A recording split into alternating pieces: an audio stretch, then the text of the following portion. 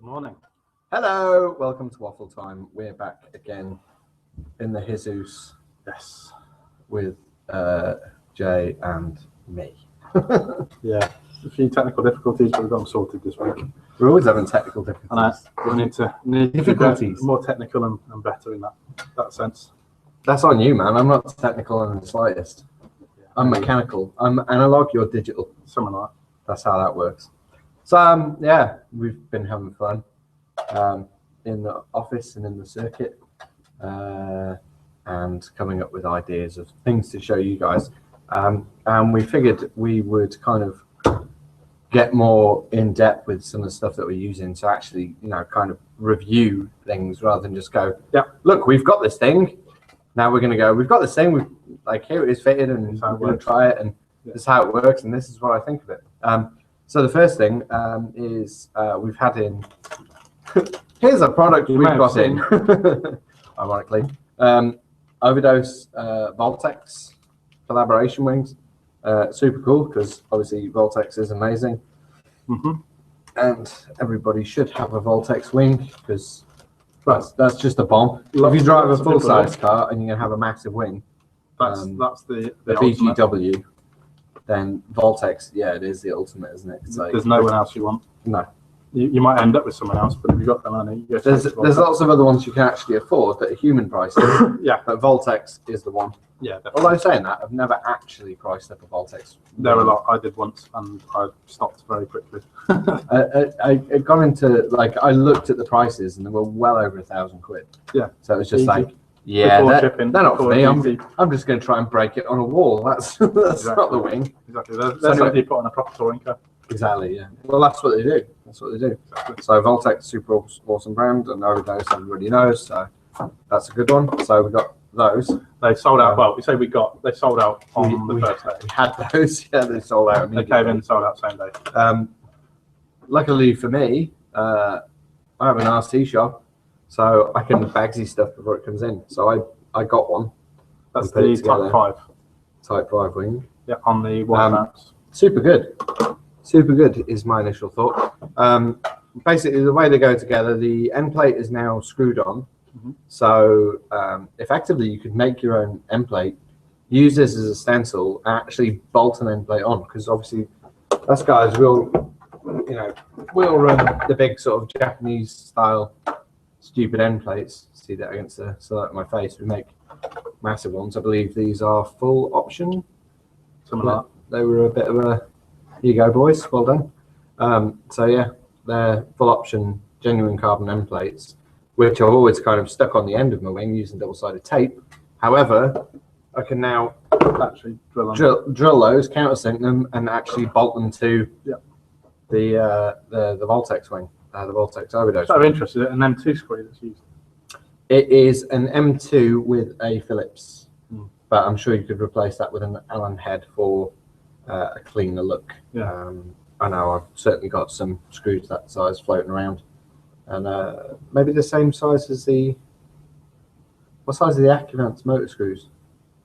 No, they're smaller, aren't they? Yeah. They're 1.5s. so You can't use those, but I'm sure we've got the screws. there will be something there. Sure. But anyway, it means you can unbolt and change the end plates, which is super good.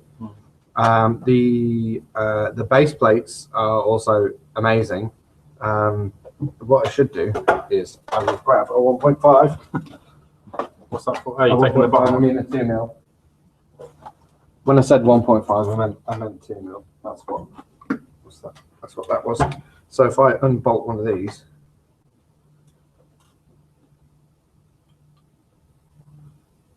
very quickly. Not quick enough. Shush. So basically, you've got 2 screws that go into the. Oh, your fingers are covering that. And I'm trying to hold it all together. So you've got 2 screws that go into the bottom. Then you have this. I'm going to use you as a silhouette. The bottom piece. Then you have a small. You won't really be able to see this, but it's an angled adapter.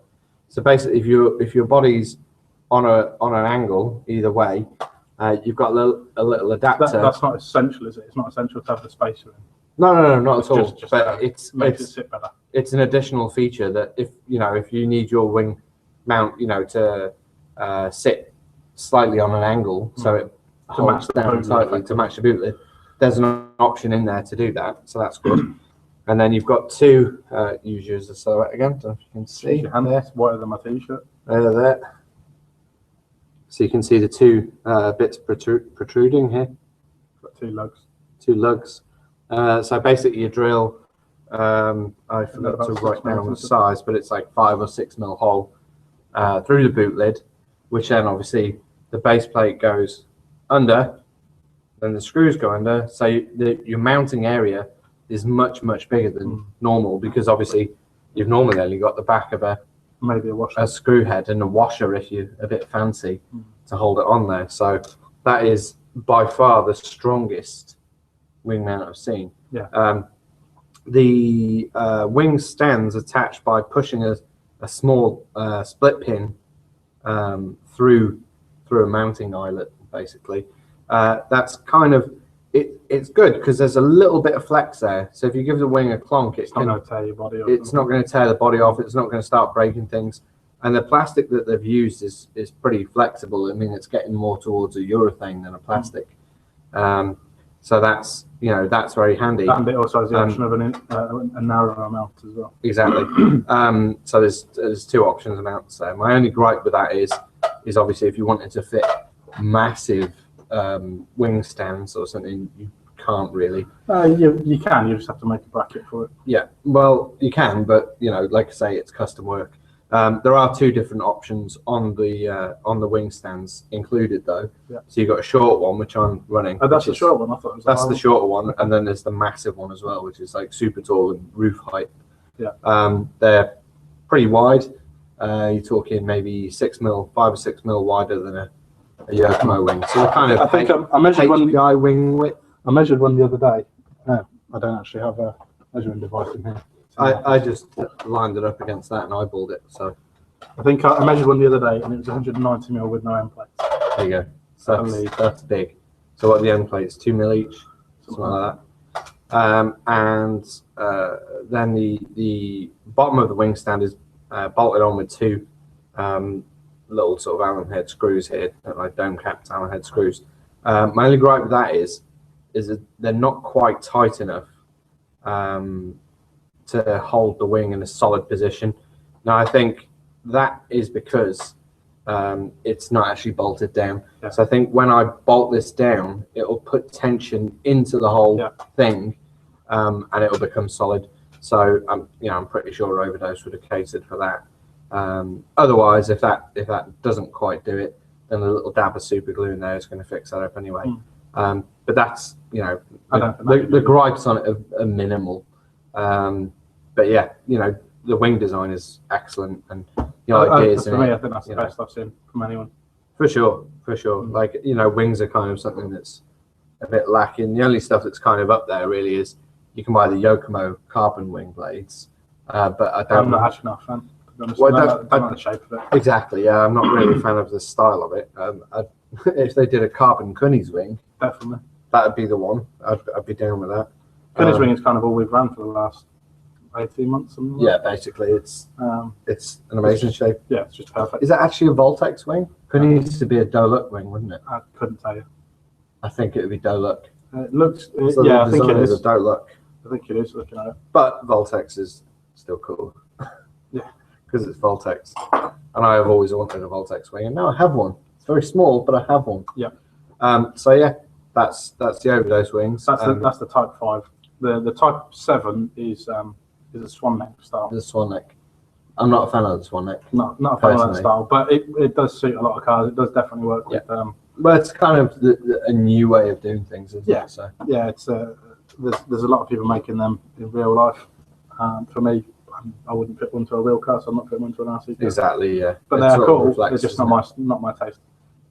But anyway, conclusion is buy a Voltex wing. Very good. Because they're awesome, and you can customize it a lot more than you can customize a regular wing. Yeah. Well, the other cool thing with that you have to remember is you can easily paint it with a Tamiya TS paint, because you can take the end plates off. It's easier. You don't have to worry about masking and things like that. Yeah, you can just disassemble it and paint the individual parts. Yeah, so you can paint the wing stands in silver if you want them to, look like they're made of aluminium, and that should be pretty easy. Okay, so that's that. Moving on. The next thing people will have seen on where are you going next? Oh yeah, the other Overdose product. So obviously you're probably not going to see, unfortunately, because you've got a dark shell.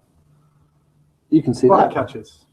I fitted myself some Overdose body catches, which are pretty awesome. They're pretty easy. To fit them, you need a blade and some snips. That's pretty much it, and a body reamer.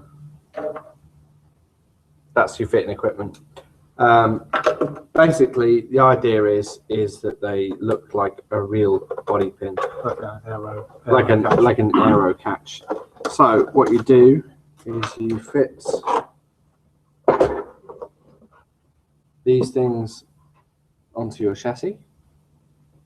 If you can see those, and then what they do is you push down. They're on a spring, and you flip them.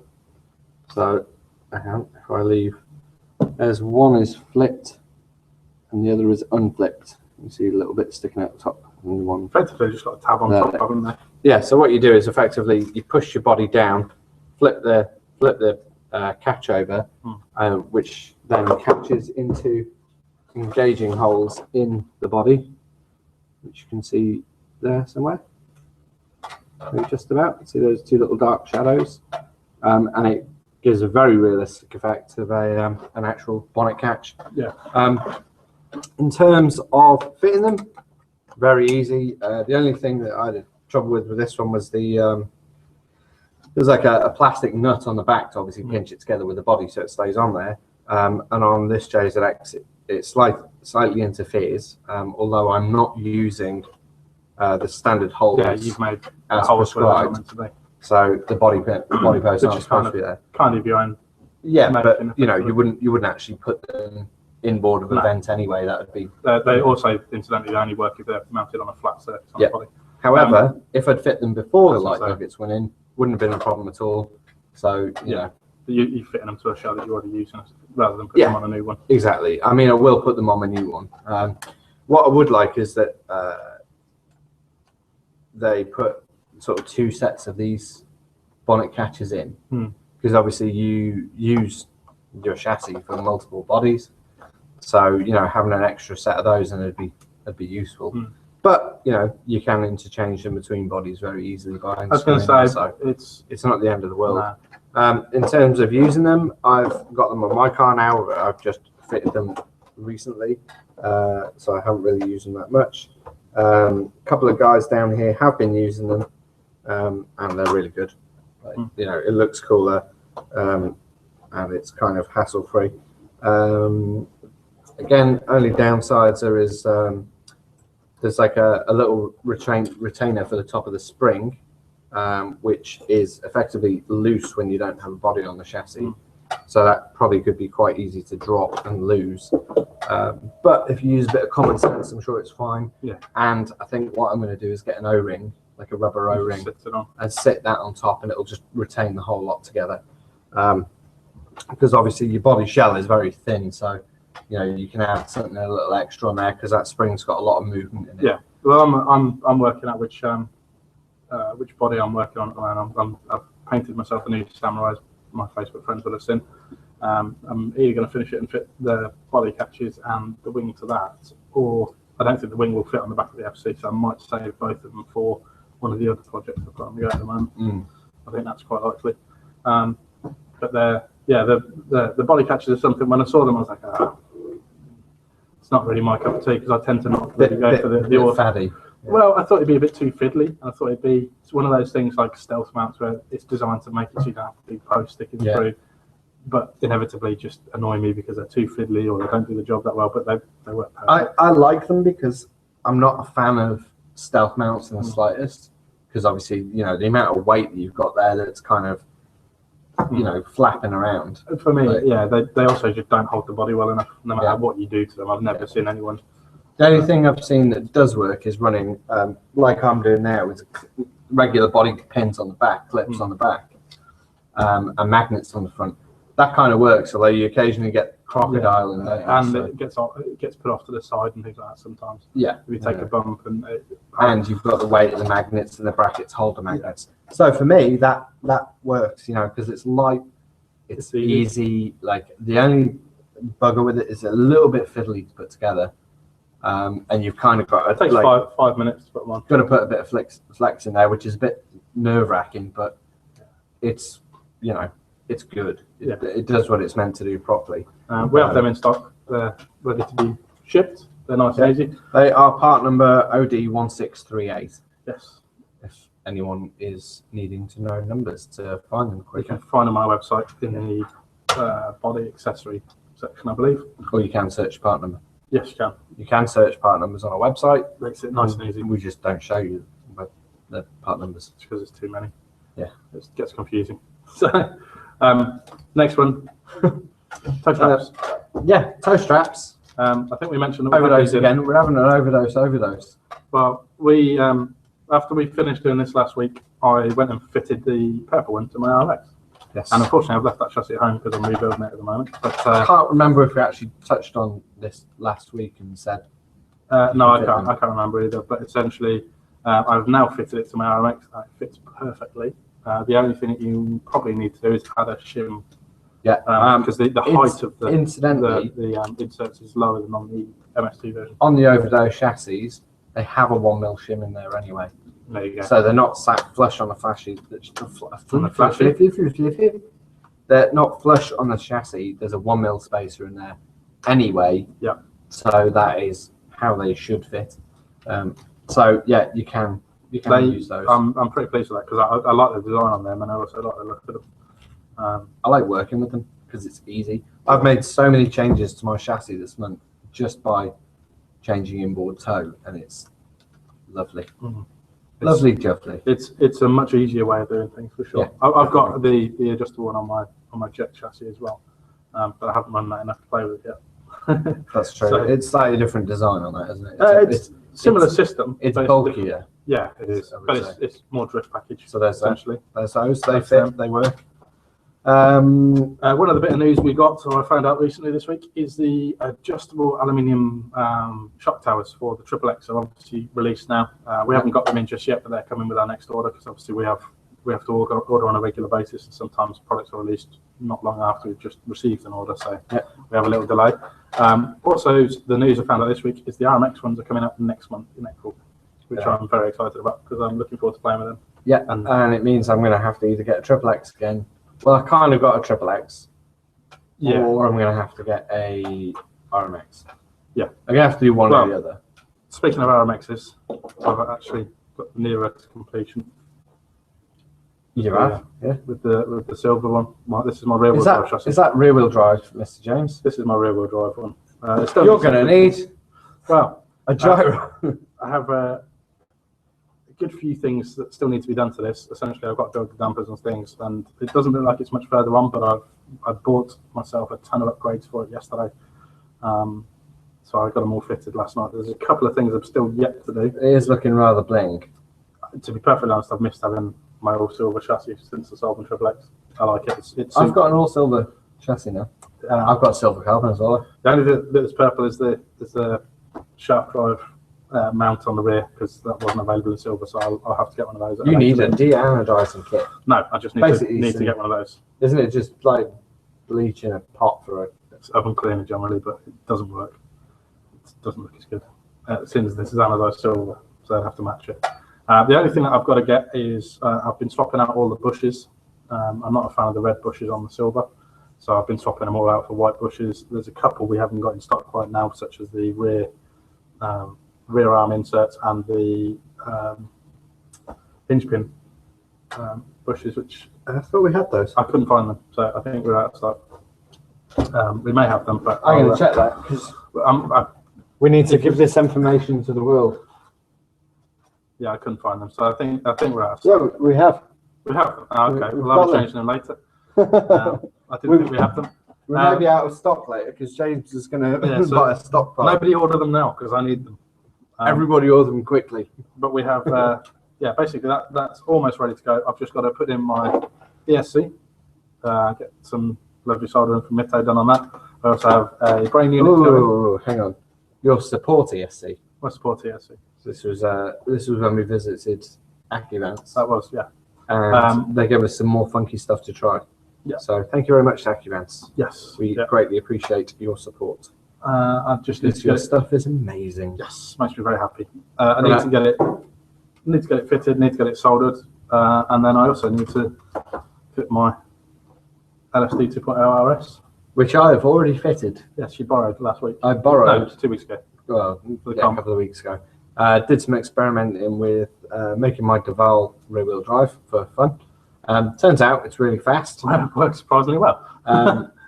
Which I think the front diff out done. Partially to do with weight, and partially to do with, well, greatly to do with my rear suspension setup, which is, I mean, that chassis drives like it's rear-wheel drive almost anyway. So because of that, because of the way it puts the traction down on the rear, it just kind of worked out really well for rear-wheel drive. Yeah. I can share those settings if anyone wants to use the Duval in rear-wheel drive. That's not really a major problem. And yeah, basically the only thing I think it'd really need tweaking to make it a good rear-wheel drive chassis is all of the steering geometry, which I may have resolved. Yes. Well, we talked about this before, didn't we? Well, currently I'm running in four-wheel drive and it has that much lock, and that is operational lock. That is that's a ton of lock. It is, and that's with reasonable trailing wheel lock as well. So, quite a lot of Ackerman, but in a good way. Yeah. So, well, not hugely comparative to what I've run with previously, but yeah, I mean that, you know, now with the changes I've made, that should, in theory, be very good rear-wheel drive just off the bat. Most of the changes I made were on the controller anyway, so throttle curves, FDR, kind of brake curves and steering speed, that sort of thing. So yeah, I had to speed my steering up because I run it very slow on that at the moment, so it's realistic. Yeah, something like that. But anyway, yeah. So comparative to the original LSD-01, the 2.0 RS is far superior in my opinion. It's much smoother. It's much smoother. It's much cleaner, and it's much more intuitive. Like the earlier ones feel a little bit interfering for me. You know, where they're kind of trying too hard. Yeah, well, there's a lot of development gone into it, and they've used some very high quality. I think we talked about this before. They used some very high quality components from full size car electronics manufacturers, and they're very proud of the fact they're using those because they're Japanese quality. Yeah. They're not a lot of the other gyros just generally use quite cheap and basic parts so they can bring the price down, which MST haven't done with this. They've just made it. I think it's 48 quid off the top of my head at the moment, but they. I mean, I'm fine with people using the cheaper ones, but if you use that thing, it's then you'll get some perks. You know, you'll go, oh man, what was I doing that for? You won't go back. It'll be the same as Accuvance. I mean, I'd rather have an FXXD S, like the basic chassis, with you know, an LSD 2.0 RS, than I would a VIP chassis with all the upgrades and the earlier version. That's kind of how that works for me. Which says a lot. I mean, the other thing to keep in mind is it is available as the S version, not the RS version, which is not remotely adjustable from your transmitter. Same quality, same smoothness. Oh, and that was super handy as well, the remote adjustment. Yeah. Because it's one of those things where, especially if you change in tracks a lot, I'd imagine, like, because obviously I've only run it here, but I'd imagine if we're changing tracks a lot, going on different surfaces, that's something I run. I need a little bit more, a little bit less, and just tweak it. For me, the more important thing than even the speed in which you can tweak things, because to me it wasn't really a problem to lean down and change something, but it's the accuracy that you can change things. You can change things in a 1% increment.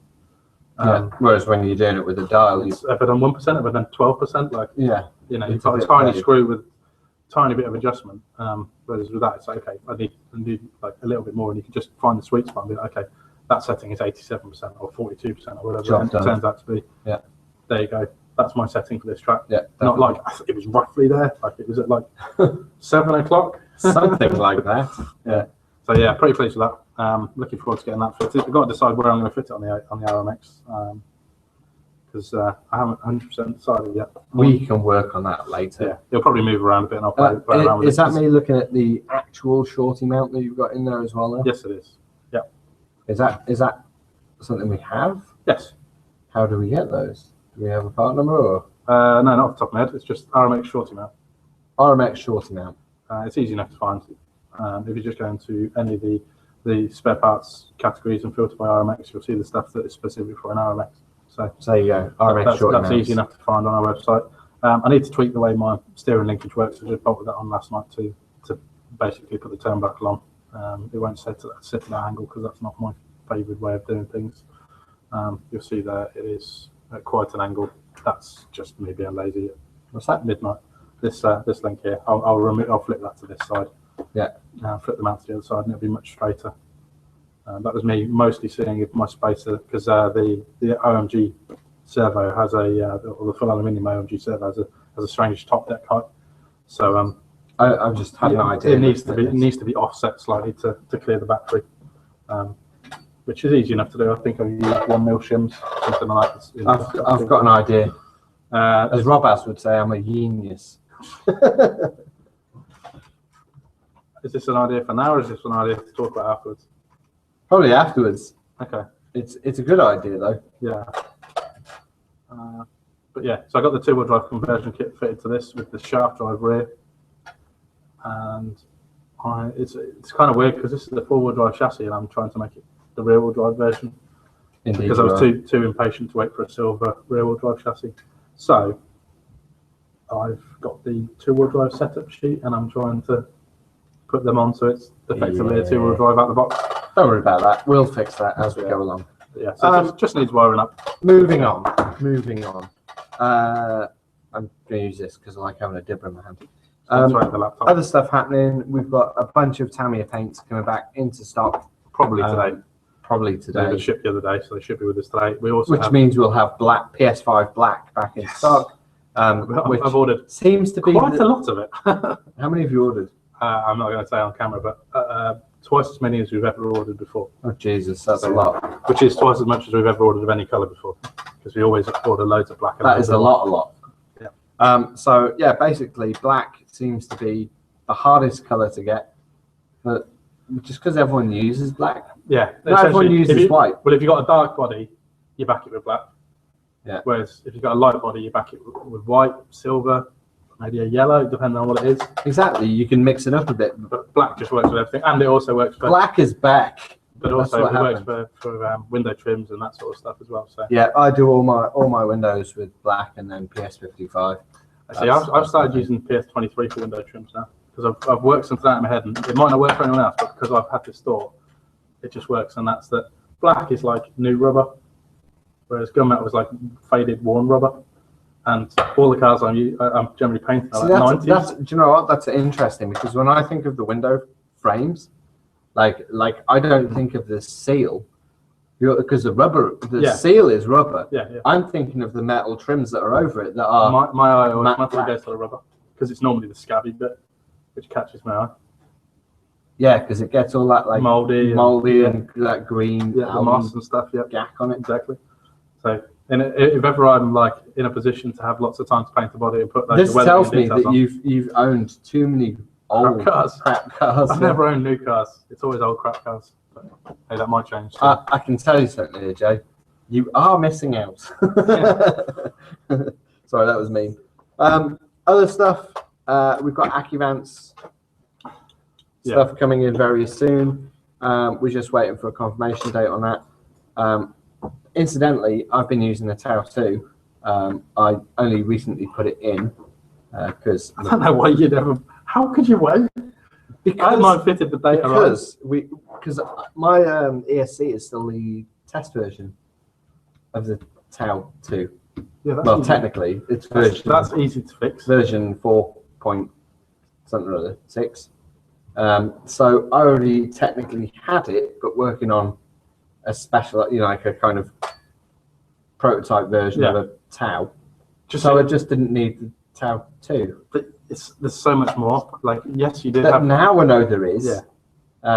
So yeah, it's a little bit different now because now I've used it. I've gone, oh crap! Why don't you just put that in the first place? Having the Bluetooth is one of those things when it's so good. Well, Speed Passion had it for a long time. So good. But the Speed Passion stuff isn't as what's the word? There's not the resolution. There's not the detail that you can add. You know, you can't tweak something by 1%. The thing I didn't really like about the Speed Passion stuff was that it's like relative to AccuVance, it seems a little bit agricultural. Yeah, but that's I think because of the finesse. Yeah, and the finesse is what's best about the Bluetooth, because before you'd be like, oh, I think I want roughly this. I'll put it on. That's close enough. Exactly. Because you've got to take your car out and plug it in. Now it's like, no, just pull the thing out of my pocket. I'll add 3% extra there, or I'll change that setting for this. The one I've been playing with is rev limit. Because it's like I want to be able to, like on the current course, I want to hit straight, and just at the peak of the most amount of power I want, I just and that's it, just one little touch. That's cool. If you haven't seen the AccuVance rev limiter, check out my video on YouTube. Yeah, there's another video out there. What do you search for? Search for AccuVance Tashion area rev limiter. Probably it's the easiest way of finding it. Can I put in like James Simpson needs to find third gear? No. No, that's right. Another video. That's another video. That's a Tiff. Yeah. Julian Smith making fun of Tiff Liddell. You need to find fourth there. It's just straight behind third. You got scared. I remember that day. It was fun. So yeah, that's all that stuff that's happening. Yep. Tau 2, amazing. Definitely the best. That's old news, man. System I've used. Yeah, but I've actually used it now, so I can say something because I've used it. Other stuff. The circuit's going pretty good. Got a couple of little tweaks. Probably been some videos out there by Arcology Street Media, Peace Out Blood, who is watching, which is why I'm giving him a shout out. Say hello to Arc. Hey man, I'll see you in about an hour when you turn up. I'm no doubt. Yeah, bouncing. Yeah. It's like, when are you open? When are you open? So yeah, change of the circuit. You know, like if you've seen videos of it compared to the circuit last month. What's happening now is that people have been changing their FDRs, the CS ratios, massive changes in suspension, because you know, this course is the speed variation is really high. Yeah. So you go from really slow and controlled, and normally, you know, our circuits have been reasonably wide, and we've skinned it right up. So you've really got to control your speed. Yeah. You know, you can't just ling it around and just ling it run around a bit wide and hope for the best. Yeah, it doesn't work. So you know, forcing people to control their speed is making them much more aware of setup. So that's going pretty good. I've changed my own setup massively because coming into the S bends, the 2 consecutive hairpins, it is so hard to stay on counter there. And carpet is a surface that like maintaining counter is difficult anyway. I bet I changed my setup more than you have. I don't know, you know. I've gone from an RER. That's true. You got rid of that old sack of junk. Yeah. Yeah. I'm just kidding. It was a good chassis. Good chassis. It's just like a bit more finishing for me. I was just a bit disappointed with the build quality. That's what I mean. A bit more finishing. It's simple as that. Like the design is good. Yeah. The actual like aesthetic design of it is a bit basic and agricultural, but I appreciate that it's not easy to produce a chassis. So sometimes things have to just be done in a cost-effective manner, I kind of like that. I wouldn't have minded it if there were some parts that had some detail on. Yeah, like the only part bearing retainer on the rear diff. That wasn't just lacking detail. There's nothing to hold the bearing in. Exactly. Apart from the clamping. But that sort of thing can be overcome with. Yeah, you can put some heat shrink on there and a washer. To me, with time, their chassis will improve in terms of the actual build quality. In terms of the suspension design and in terms of the concepts they've got, they're excellent. They're as good as MST and as good as it gets. We'll have to see. I mean, like D-Like are obviously a full-size tuner company, and I know their full-size business is getting busier nowadays. But so's are RC stuff, so we'll have to wait and see how they cope with that. I think that'll be fine. For me, I I had too many chassis, needed a bit of money, needed some money to finish off the rear-wheel drive RMX. So I've sold it. I've bought the parts. It's good to go. I'll probably end up having another D-like in the future. I'm thinning out on chassis. I need to build my Corolla. So yeah. I'm in the same boat, except I'm just building something a bit bigger. I've gone down to 3 chassis, and as soon as somebody gets interested in my only 3. As soon as somebody gets interested in my Overdose, I really wanted to buy that. I was going to buy it from him, and just man, I can't do it. That's the coilovers for my Corolla. That's where I see it. But somebody out there, to me, the way my brain works, it's an entire Corolla, because to me an entire Corolla is like 1,800 quid, but they're just not anymore. They're not anymore. What I did see incidentally is I saw somebody put a post on Facebook about your 4 dream chassis. Yeah. And one of his dream chassis was an all gold drift package. So that's an all gold drift package, but it's a Jacked Racing drift package. There's actually nothing Yokomo left on it, is there? There's, as far as I can remember, there is the Ava, the shaft that goes between the front gear and the prop shaft. And currently it's got the standard plastic ball diff in, because I can't remember why I changed it, but I tweaked it for traction or something when I ran it last. So it's got the plastic diff in. Are the gears standard? No, I can't remember if the gears are standard or whether I ended up putting spice ones in. I don't remember what I went for. But essentially everything else is changed. That's another thing. Duval owners, you can run the spice. This is not official information. This is I've tried it, it works information. You can run the spice underdrive gear sets for the drift package. However, I will show you.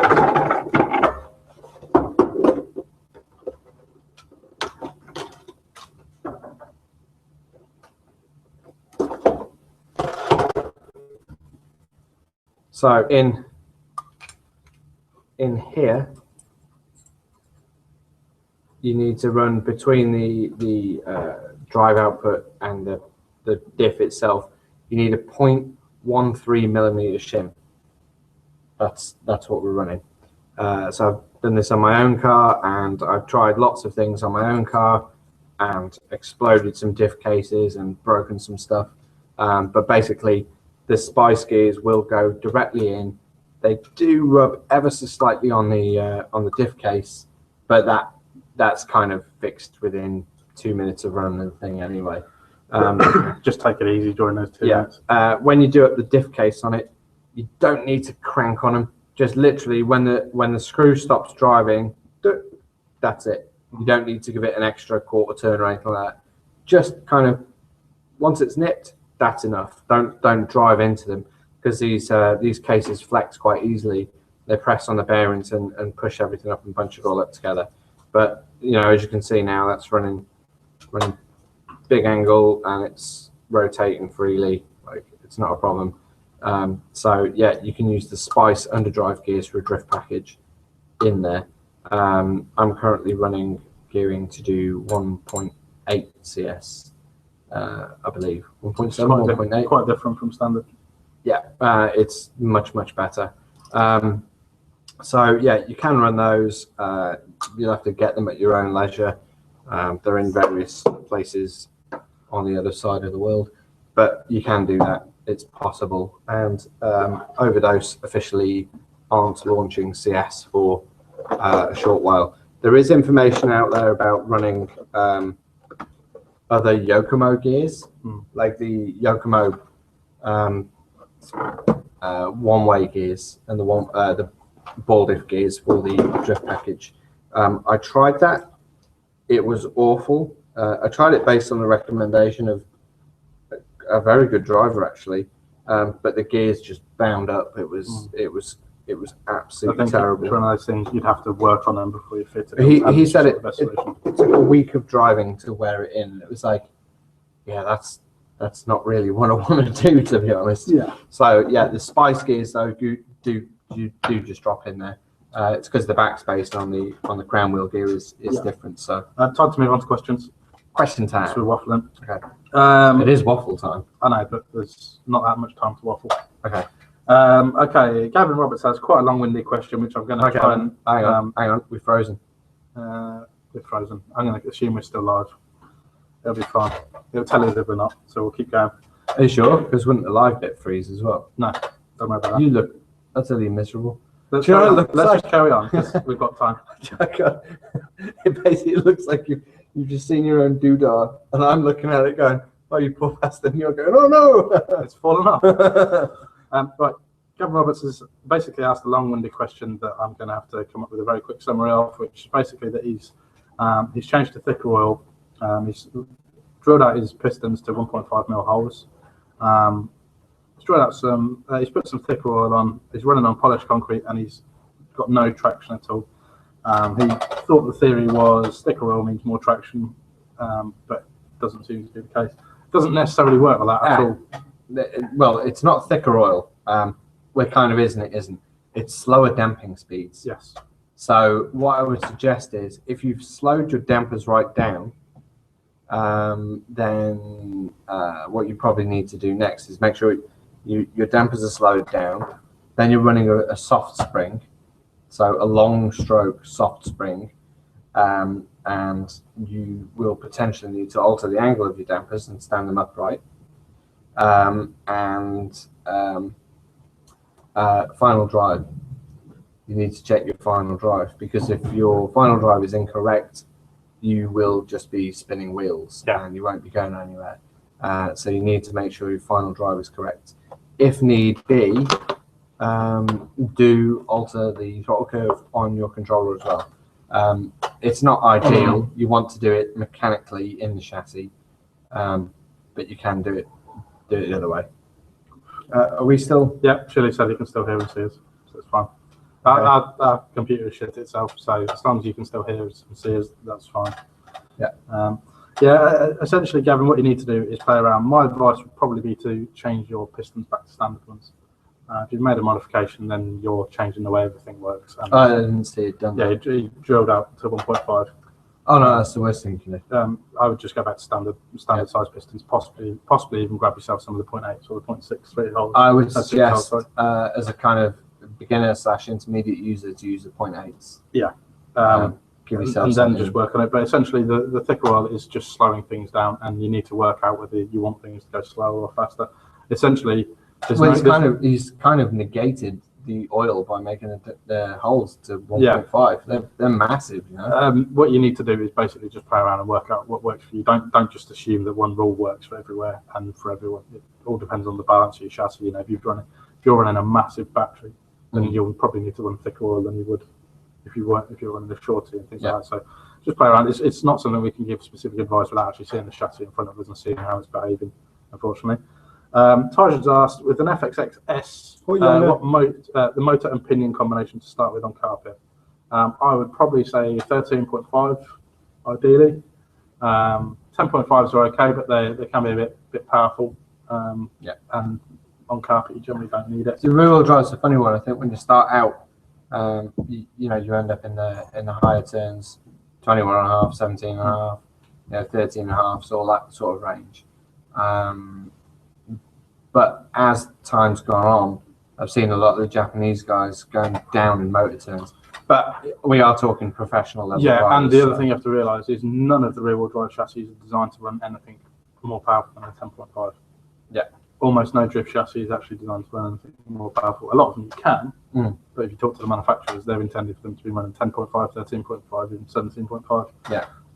So it depends on hence the reason that as well, people are also changing their gearing massively to make the car behave differently, which is why MST had to come out with a reinforced prop shaft, because people were changing the gearing and putting a lot more strain on the prop that it was never designed for.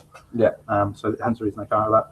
I'd probably go with a pinion of about a 19 to the standard. To be perfectly honest, what normally happens with the FXX, I generally find if you change the rear bevel gears, everything becomes easier to drive anyway. You change the FDR, so it all depends on whether you plan on doing that. But generally, I would change the rear bevel gears, and I found it a lot easier on mine, especially on our track here. He also says, are the FXX turnbuckle sets available in purple? Currently, no. Currently, no. I would expect them to be. Yeah, at some point you'll be able to do a full set, but currently you can't. I think there'll be a set, but it won't be specific to the S because the S comes with red accessories. I think there will be a purple set because you can get all the purple parts for an FXX. Oh, well, yeah, that's what I mean. In that sense, I actually think what they'll probably do is the same as what they've done with an MS, which is lose the coloured turnbuckles and end up with the reinforced gunmetal ones. Yeah. Because it makes it a lot easier for stockists, and also they're stronger. Well, not only that, but they don't get scratched and lose the colour anyway. Yeah. Which works a lot better for most people. Matt Cutler has asked, By Matt Cutler, will 3D printing have an effect on RC? Yes, huge. It already has. It already has. 2 years ago, we designed the product. We had it 3D printed. We know the product works perfectly well. The only reason we haven't launched the product is because we can't manufacture it for a price that people will pay.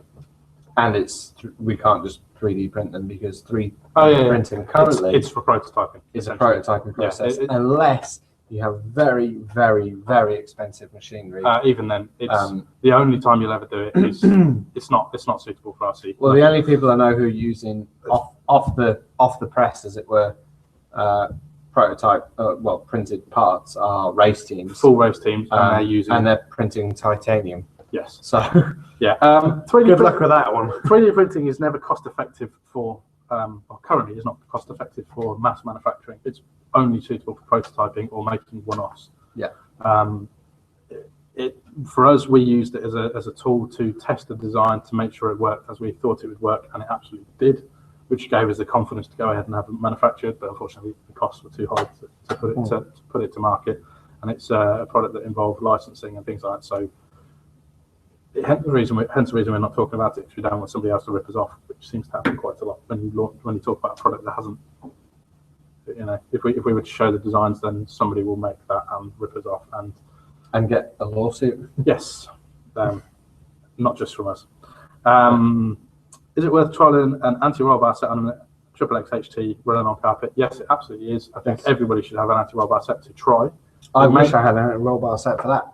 It may work for you, it may not work for you, but it gives you the option of if you go to a track and you're struggling, you can go anti-roll bar on, play with the thicknesses. Bish bash bosh. Done. Try it. Job done. I will absolutely. I've got an anti-roll bar set for one of my RMXs. I've actually taken it off because of the current setup I was running on it.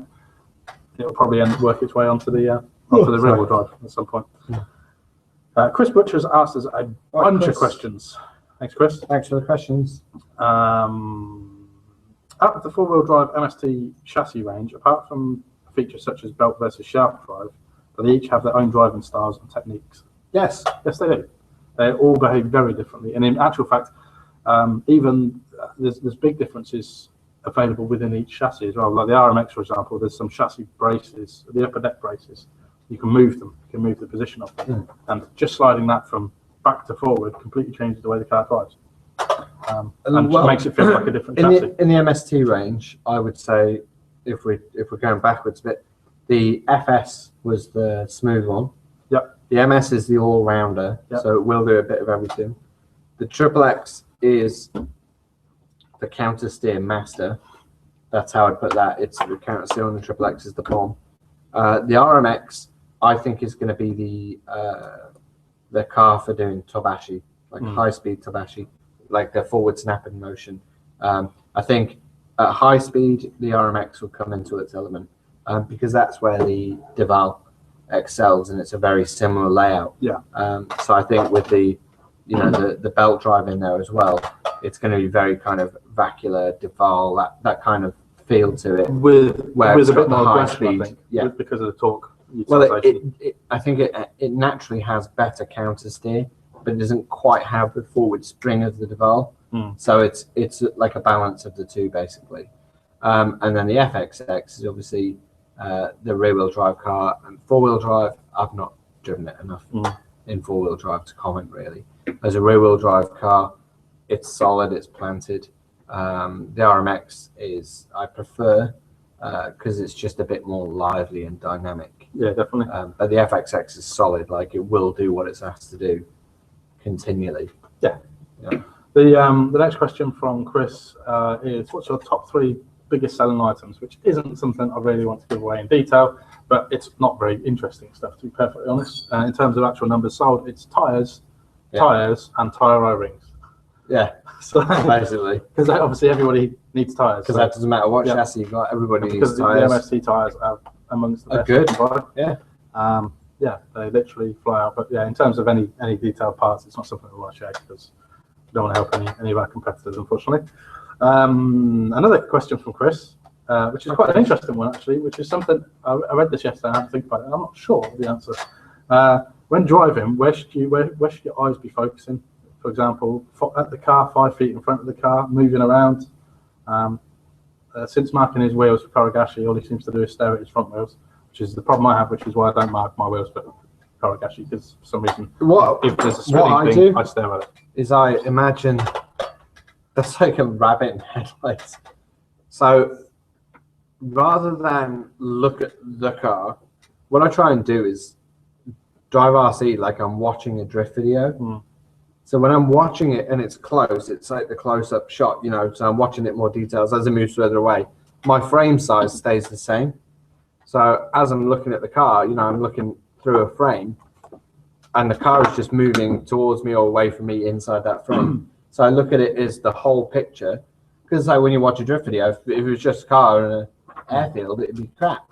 It's because there's stuff around it. Yeah. It makes it look exciting and cool. So I try and absorb it as a picture, like a frame that's moving around, rather than just like that car and then forgetting the rest of it. You have to do a few laps and kind of know where the course is going, so you know where you need to snap. So you know that when you're in that frame of the picture, you need to change direction, or you're in that frame of the picture, you need to put the power on. So I use a broad frame rather than wide. For me, mine's probably a little bit more simple than that. I flick between the car and where I'm aiming. So generally what happens is I look at a point on the track that I'm aiming for, then I watch the car until it gets to that point. And then I move to the next section of the track. So if, for example, on this track... that sounds weird to me. But like I'll look, as I come around the slow part onto the straight, it's really easy. It's not really easy, but it's slow and controlled. And I'll flick to where I'm aiming to enter the straight on the edge near the wall. So I look to there, and then I'll follow the car to that point. And as soon as I get near that point, I then look at the bit on the wall that I want to flick and run onto. So you're never really watching the car? I'm watching the car 50% of the time, essentially. That's weird.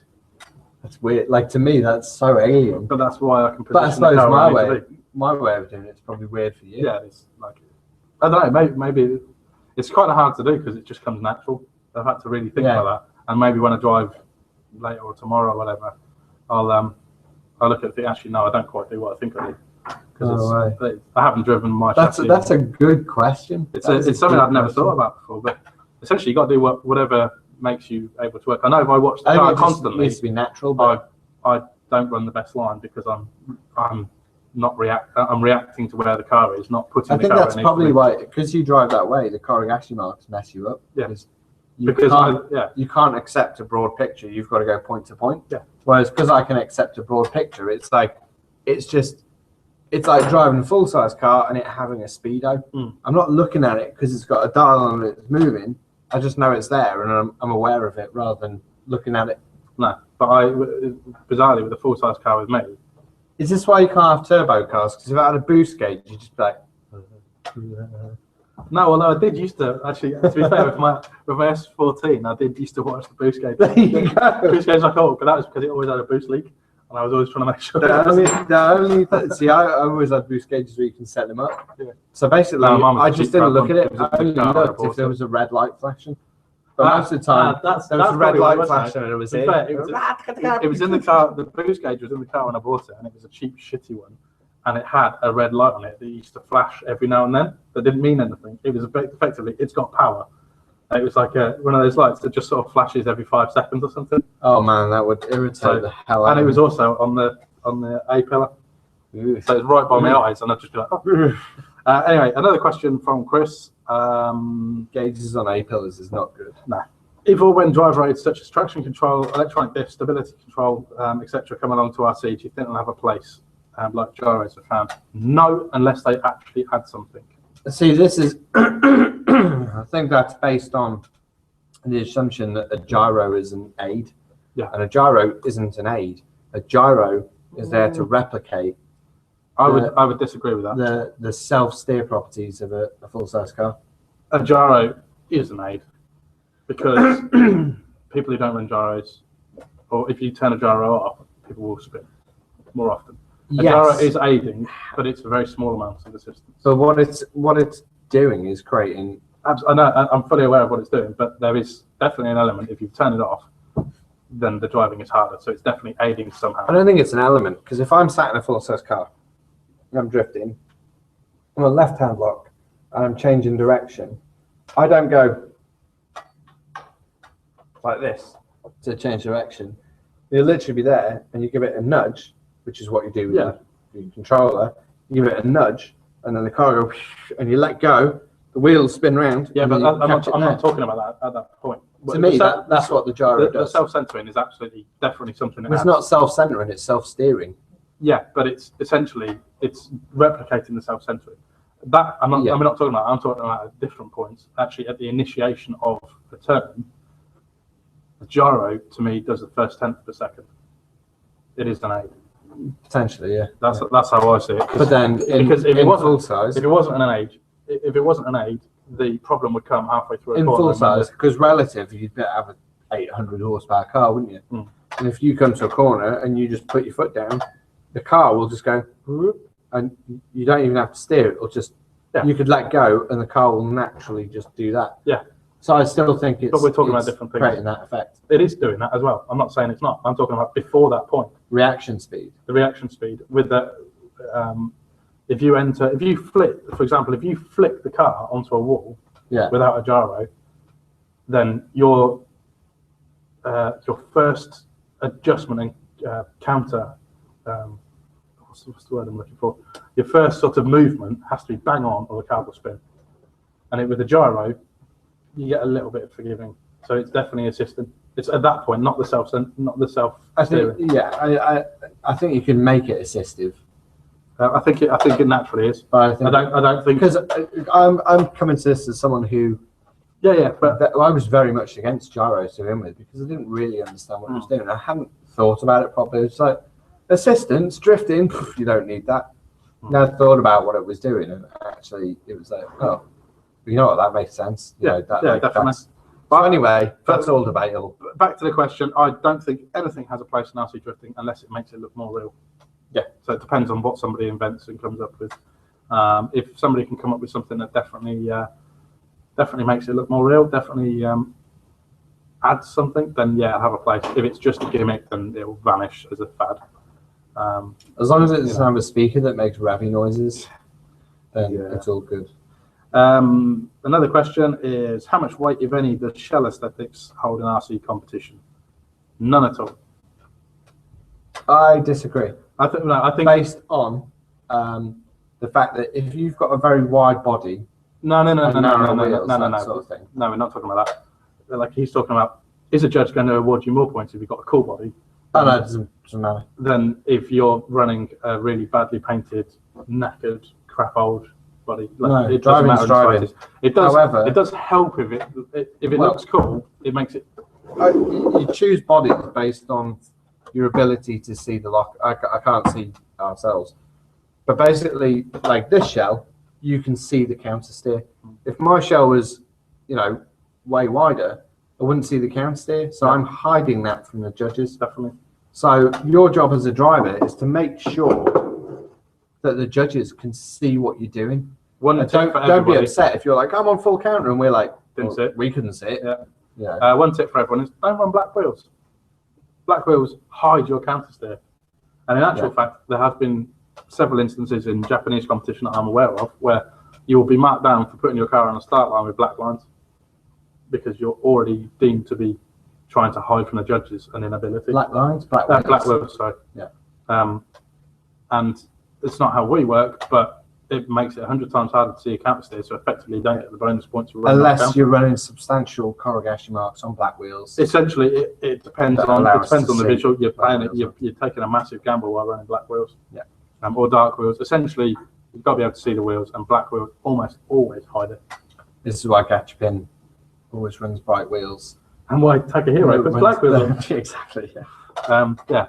And I know, there's a few people that have done it in the past as a tactic because they were struggling to get on counter, and judges just wise to that. Yeah, it's not worth it. Next question: From Jonathan Cairns. Hi, Jonathan. Hi, James and Mitto. I'm relatively new to RC drifting and I'm trying to learn to drift using the concepts of Korogashi. Thanks for the guide on the blog. Would I benefit from lowering my CS ratio while I'm learning? Currently at 2.14 CS on a Sakura D3 FDR of 7 with 13.5 speed pressure on Venton S. Yes. Yes, you will. Yes. 2.1 is probably too much for most situations. The majority when you're learning.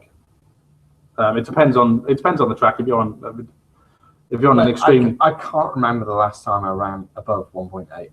I can. When I did, or you did? When I did, but I can't remember when I did. That's a while ago. To me, the thing is, we're talking about a beginner, and there's two ways you can look at it. For me, when I was first learning Korogashi, I actually found it easier on the higher CS, but not that high, because there's a greater difference between front and rear wheel speed, so it exaggerates the difference, and you've got effectively, from the way I work, which is always very different to the way Mitto works, but for me, it's different to most humans, to be honest. Having a greater difference between the front and rear means there's more range to find. There's less of a sweet spot and more of a gradual range between the front and rear. So I found it easier to grasp the concept, and then from the point where I understood what I was trying to do, reducing CS helped them because the car has more control. Yeah, effectively. I would suggest for learning, I'd be on 1.5, 1.6, 1.8 maximum. 1.5. It depends on the track. Is kind of my outlook on it. With 1.5, you can run big counter steer, because counter steer isn't like actual counter steer has nothing to do with your CS ratio. It's to do with the momentum of the car and the rate at which you're turning the wheels. Obviously, it's easier to have more counter steer with a bigger CS ratio. But you can still run like 1.5 is enough to be on crazy lock, doing big crazy entries and all that sort of thing. Yeah, it does depend on the track and it does depend on the grip and things. You can tweak it, but generally I'd agree with that. Next question from Shilly, which is a bit of an odd one, and I'm not sure he's trying to sort of trick us into saying some controversial things. Is it sexual? He said, if you were given a free holiday, what would you choose out of the following? A weekend competing in Formula Drift, or a weekend watching in Japan, or Japan. I would say a weekend competing in Formula Drift Japan. Let's mix them together. If I had to choose, I'd rather go to Japan and watch, if I'm honest. I'd rather compete because I've got the experience of Japan. That'd be a new thing, I suppose. Formula Drift, if I could go and drift in, but also drive in Formula Drift. I know I'd go to any competition and just suck, so I'd rather go and watch and just go, yeah, that's amazing, rather than I'm really embarrassed I've done shit. Yeah, it'd be nice to go with it. I hit the wall at Irwindale with a hope in hell. I just want to go and drive. Essentially, I'm a driver, so watching for me only lasts so long, and then I just want to throw myself. It depends. I think watching the way we watched in Japan at Formula Drift Japan is a bit different because that was sort of access all areas. And it was freaking freezing. Yeah, aside from the cold, but if that was a nicer Freddie Asbo, lovely guy. Several times. Yeah, you're definitely watching this today. Yeah, of course. I think that to me. You never know. He might be. He could be naked. He's a handsome man. It's not that handsome. For me, it's a bit weird because I think if I was a better driver, then I'd definitely want to go and drive. But I just don't know. Me being a pessimist, be like, I'd just go there and be shit and crash. I'm an optimist. I just think, could be amazing. Dunno. Could be all good. I'm not down with the Formula D style of drifting. I just want to crash into some rednecks. It's all good for me. We'll have them crash into you and get the win. Whatever. As it happens. Anyway, I think that's kind of us done. Is that all the questions? Pretty much. You need to check the other pages. I've checked as many as I can, and I haven't had a notification to say that there's any more. But I will just. Is anyone even still there? I don't know. Normally we can see how many people are watching. Probably there's nobody. Does this mean we have to do the last half an hour of the show again? No. Well, it does mean we might have to do. We're gonna have to. I'm not sure. I'll tell you what. If we had to do it twice, it'd be good because we'd have our answers down. Do you know the shit thing with this? I don't know if this will now upload to YouTube because obviously you guys can't see our web browser was crashed, so we currently have a white screen. So for all I know, this won't be uploaded to YouTube, and you guys that are watching will have had a very special experience because It'll be like the new Wu-Tang album that was aired this week. My phone buzzed. No, it's no one informed me. Did you see that about the new Wu-Tang album? Which one? It's the new one. The mega secret one? Or the new one. It's available to buy. There's one physical hard copy being made. The bid start at $5 million, and there's a lockdown on it with a contract that says it can't be given away or aired in public for 88 years.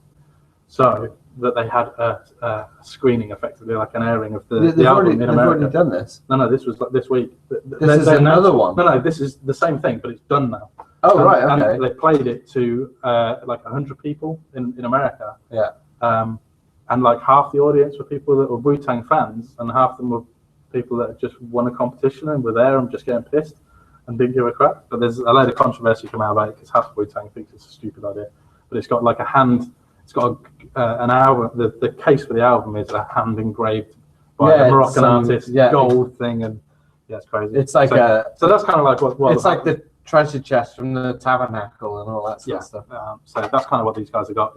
If this doesn't upload to YouTube, so otherwise we're just waffling on and people won't give a shit. So this is like what you're doing is comparing our Waffle Time to Wu-Tang's magical album that you can't buy. Yeah, I want to hear that, man. I think that's bad because I'm a Wu-Tang fan. Can I spend $5 million? You can have it. I don't have $5 million. There you go. Hey, look, we're streaming live. I think that's messed up. Wu-Tang needs to fix that. Yeah. So anyway, is that working? Or? I think so. We'll see. We'll see how it goes. But we anyway, stuff anyway, we're done. Waffle out, waffle over. Like and favourite the shit. Become a Viking yesterday. You need to treat that to become a RC drift god. Become I don't know. Become a BDC pro driver today. Become a Formula D professional. Ooh. Or something. Anyway, we better go. Yeah. So we'll see you next week. Oh no, we won't see you next week because I'm on holiday next week. So you're on holiday next week? It'll be 2 weeks. And I can't make these things work. I'm special. And she would just sit here all day talking about crab. But anyway, see you later, guys. Thanks. Bye. Bye. I'm a kaboola.